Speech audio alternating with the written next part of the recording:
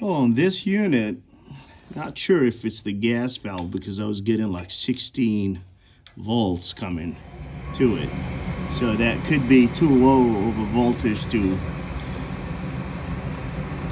close the gas valve. So I'm using my contactor here just to see if something is happening. All right, let's wait for it. Get the igniter glowing. Well, let's see if the contactor will react.